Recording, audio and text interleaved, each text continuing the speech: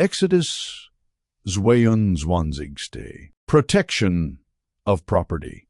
Whoever steals an ox or a sheep and slaughters it or sells it must pay back 5 head of cattle for the ox and 4 sheep for the sheep. If a thief is caught breaking in at night and is struck a fatal blow, the defender is not guilty of bloodshed. But if it happens after sunrise, the defender is guilty of bloodshed. Anyone who steals must certainly make restitution, but if they have nothing, they must be sold to pay for their theft. If the stolen animal is found alive in their possession, whether ox or donkey or sheep, they must pay back double. If anyone grazes their livestock in a field or vineyard and lets them stray and they graze in someone else's field, the offender must make restitution from the best of their own field or vineyard. If a fire breaks out and spreads into thorn bushes so that it burns shocks of grain or standing grain or the whole field, the one who started the fire must make restitution. If anyone gives a neighbor silver or goods for safekeeping, and they are stolen from the neighbor's house, the thief, if caught, must pay back double. But if the thief is not found, the owner of the house must appear before the judges, and they must determine whether the owner of the house has laid hands on the other person's property. In all cases of illegal possession of an ox, a donkey, a sheep, a garment, or any other lost property about which somebody says, "This is mine," both parties are to bring their cases before the judges. The one whom the judges declare guilty must pay back double to the other.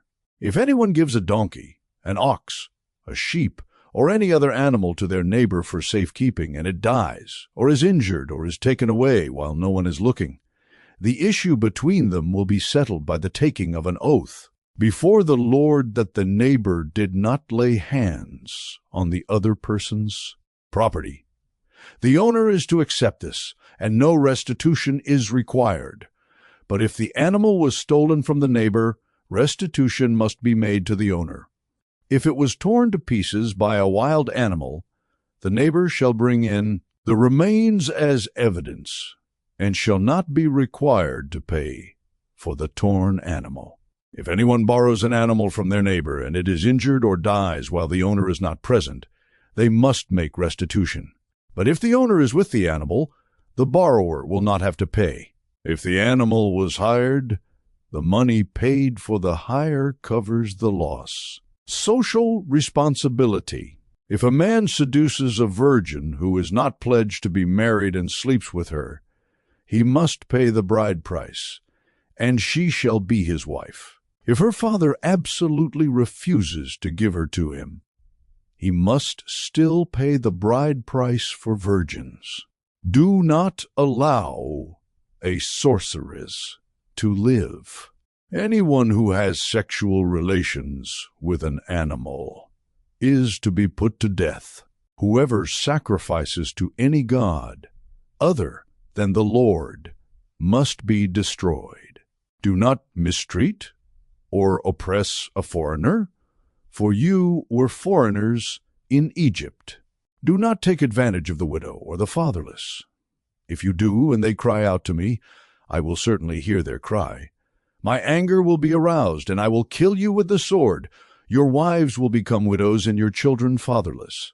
If you lend money to one of my people among you who is needy, do not treat it like a business deal. Charge no interest.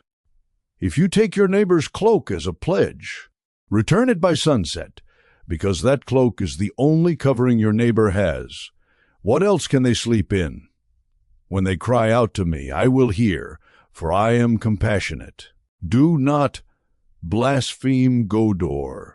Curse the ruler of your people. Do not hold back offerings from your granaries or your vats. You must give me the firstborn of your sons. Do the same with your cattle and your sheep. Let them stay with their mothers for 7 days, but give them to me on the 8th day. You are to be my holy people. So do not eat the meat of an animal torn by wild beasts. Throw it to the dogs.